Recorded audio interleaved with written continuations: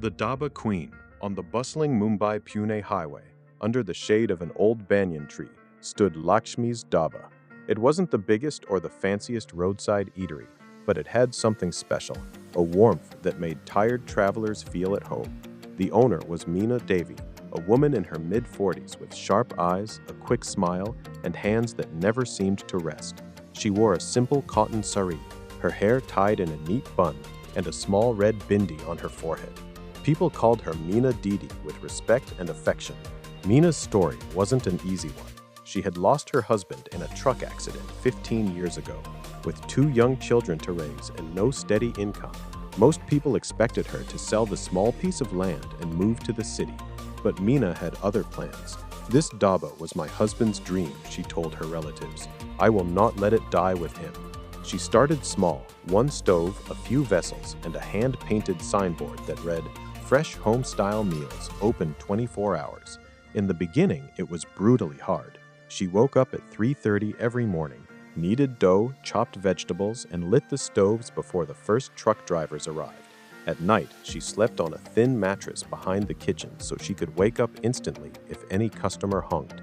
But Meena had a secret ingredient no other dhaba could match: her heart.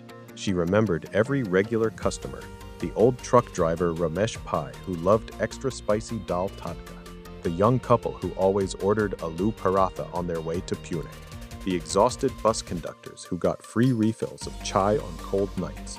If someone looked sad, she would quietly serve them an extra piece of roti or a bowl of warm kheer and say, "Beta, everything passes, eat first."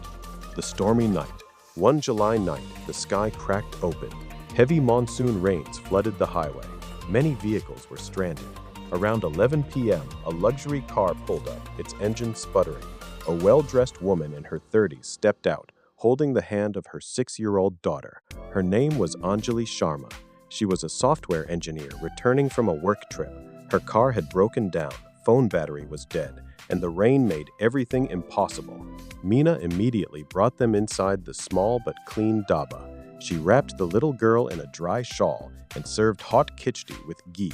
Anjali, who was used to 5-star hotels, sat on the wooden bench and silently cried. "I don't know what to do," she whispered. Meena sat beside her and gently said, "You don't have to figure everything out tonight, Behen. Tonight, you are my guest.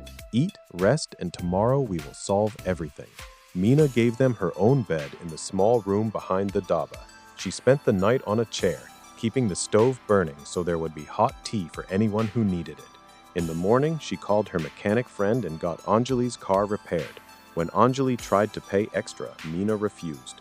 "Just promise me you will drive carefully, and if you ever pass this way again, stop by. That's all I want." The big challenge, word of Meena's kindness, spread slowly at first, then like wildfire. One day, a popular food blogger stopped at the dhaba, posted photos of her fluffy butter rotis and rich paneer butter masala, and wrote, "This is not just food, this is love on a plate." The dhaba became famous overnight. Suddenly, cars with city number plates started stopping. Influencers, families, and college students all came. Business boomed, but success brought problems too. A big restaurant chain wanted the land for a fancy highway motel. They offered Meena a huge amount of money. When she refused, they started creating trouble. Complaints to the authorities, rumors that her dhaba was unhygienic, and even pressure from local officials. Meena felt scared. Her son was studying engineering in Pune, and her daughter was in college. The money could secure their future. Many people advised her to sell. One evening, as she sat alone watching the passing trucks, Anjali returned, this time with a camera crew from a national news channel. She had become a successful entrepreneur and had never forgotten that stormy night. The story, "The Woman Who Feeds the Highway," went viral. Thousands of people shared their own experiences of Meena's kindness. Truck unions, women's groups, and even some politicians supported her. The big chain had to back off. Years later, today, Lakshmi's Dhaba has expanded. There's a proper kitchen, clean seating area, solar panels on the roof, and even a small play corner for children. But Meena still wakes up at 3:30 a.m. She still personally checks every dish before it goes out. Her children are now settled. Her son often says, "Ma, you could have sold everything and lived comfortably." Mina always replies with a soft laugh. Comfort is temporary, beta. Respect and love last forever. This dhaba has given me more than money ever could. Every night around 10 p.m., when the highway grows quiet, Mina stands outside with a cup of chai.